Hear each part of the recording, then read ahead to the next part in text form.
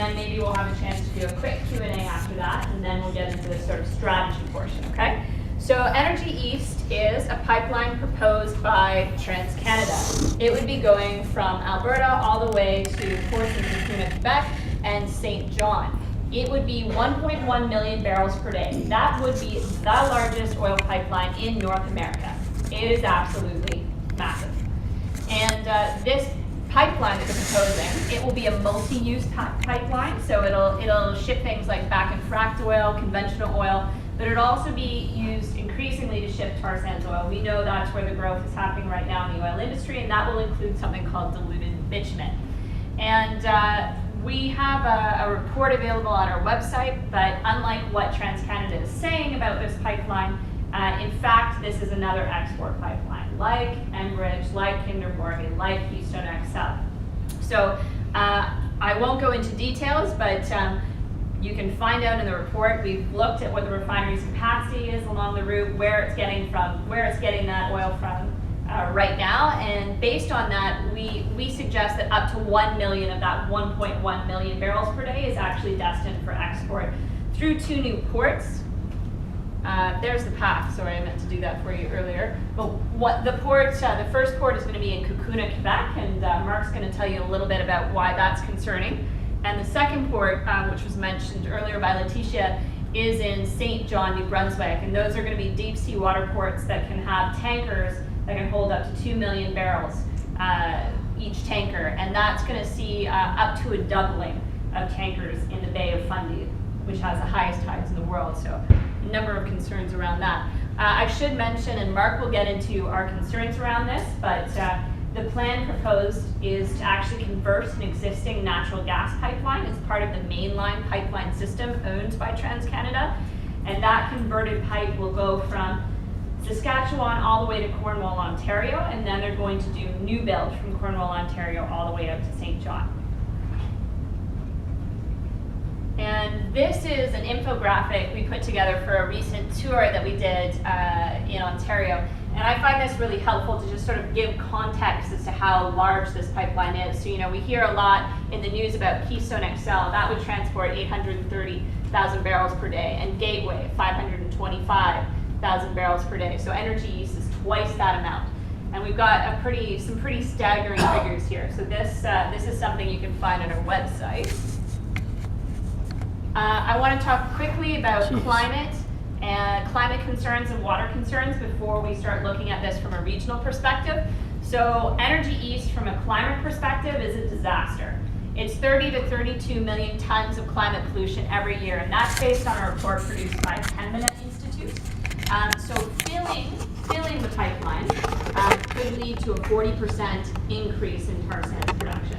So that comes at a time when we know downstream First Nations, Beaver Lake Cree, the Athabasca Chippewa First Nations are drawing a line in the sand and saying we need to stop expansion. We're already feeling very serious impacts on our territories as a result of this.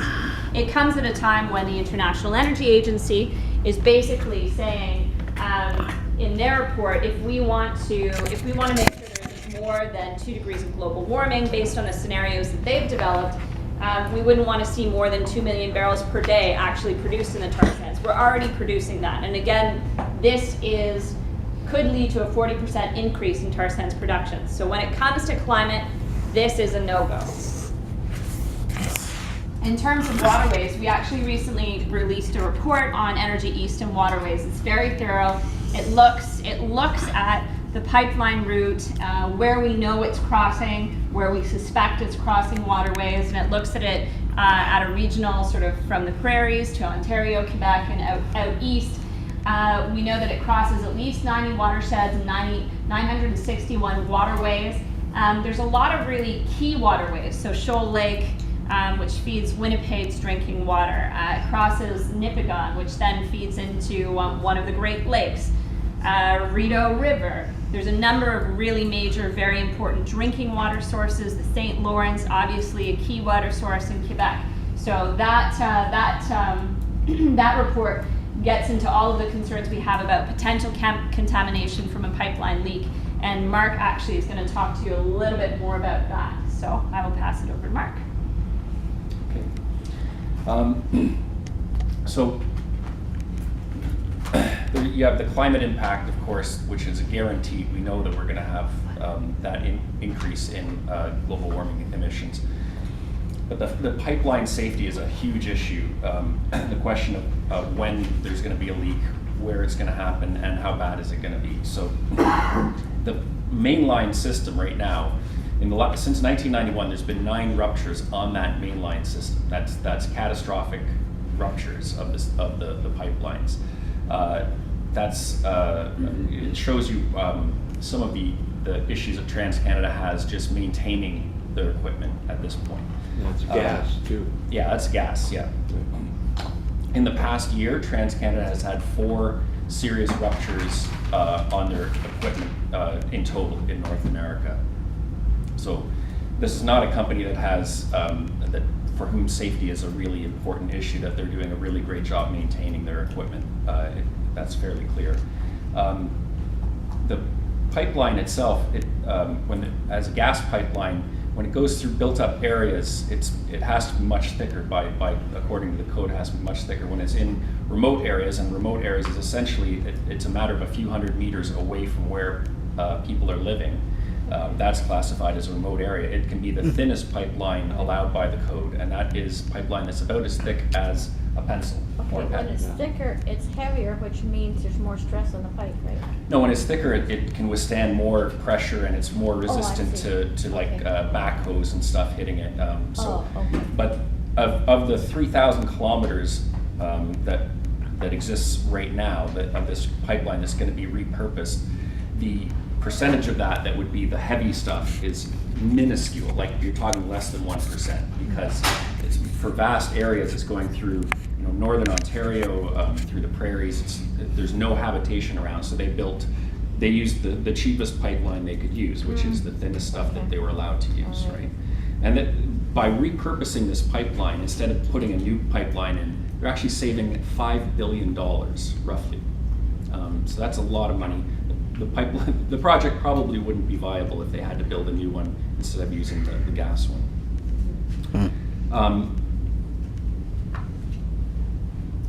The belugas, skipping on to that, in Kakuna, it's a beluga calving ground. So for about half of the year, it's a very important habitat for the belugas.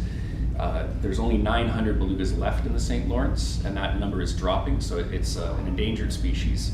And the courts just recently recognized how important that is. They issued an injunction against TransCanada from doing their pre-construction drilling in the river to test the river bottom, looking for solid rock to build their facilities on. So they have to wait until after October 15th, which it's only a few weeks away, but at least we've got that confirmation from the courts. They are concerned about the endangered species aspect of it. Sorry, and I skipped you, but it makes sense to go in the pipeline safety order. So go ahead, Chris. So I'm just going to talk specifically about the prairies. We're going to jump around the country. I would like to ask another dumb question. If I could just actually, What is a beluga? if I could just hold, it's a whale. It's a whale. It's a Yeah. type of Well, whale. thank you. That's what I thought. For sure. Okay. But actually, I'm just going to request that we hold questions until the end of the quick presentations. We'll be quick. So I'm just going to talk specifically about concerns in the prairies. The main concerns with this pipeline project is the chance for spills beyond the climate concerns that Andrew already talked about. There's a potential for impact on water. In Saskatchewan, it crosses 4 major watersheds: the Souris, the Assiniboine, South Saskatchewan, and Qu'Appelle. That's drinking water for a large portion of southern Saskatchewan. Andrew mentioned Shoal Lake in Winnipeg. It also crosses the Red River, which we've all probably seen in past years, the flooding that can happen in southern Manitoba. So if you imagine a spill combined with a flood here or something, the potential for that to spread is serious. Also in Saskatchewan, some of the communities and areas it passes through are concerning. It actually goes right through the Great Sandhills, which is an ecological reserve there. It's very sensitive. If anything were to spill in there, it would probably devastate the ecosystem and the wildlife that lives there. It also goes, interestingly, through Harbour Landing, which is a new suburb in southern Regina, which I think it's funny or it's a fun issue to go talk to suburban voters and people on that they now live next to a potential pipeline. Goes through Moose Jaw, well, just north of Moose Jaw. There's also a community, no one will probably have heard of Momart, Saskatchewan, where the current Trans-Canada pipeline goes right next to people's houses there. It's like on the other side of the road from city limits, but it's a small town, so everyone lives along there. And they've been evacuated in the past because of concerns over Trans-Canada's natural gas lines, so they're living, like, their backyards are on this thing. So there's great concerns with where this route is going, water, and the people that would be affected if it spills. So I'll just speak briefly about the Atlantic, and New Brunswick is the only province in the Atlantic that under the current proposal would be directly impacted, or so many people think, but Nova Scotia is actually quite concerned for a couple of reasons. One is the Bay of Fundy, and the other is that there is a third party, which I forgot to mention about this morning, but there's a third party proposal to extend the pipeline through to Cape Breton, to Point Tupper. This section of the pipeline will also be new build, and so there are a lot of concerns around that, crossing over First Nations territory, crossing over a lot of, as others were mentioning, a lot of water, rivers and other watersheds, including the Kanamkasis and St. John River, Madawaska, Tobique, and Miramichi rivers, as well as Grand Lake. So these are all, important watersheds to New Brunswick, to groundwater and drinking water sources. And as I mentioned, the Bay of Fundy, this is a big piece for us, I think, given what Andrew was saying about the potential for increased tanker traffic. The Bay of Fundy is an important and historical and area for the entire region. We all value the Bay of Fundy, and it also, as Mark was mentioning about beluga whales, it is also home to, about 11 different species of whales come through the Bay of Fundy, including the endangered North American right whale, North Atlantic right whale, of which there are only 500 approximately left. Not that it's a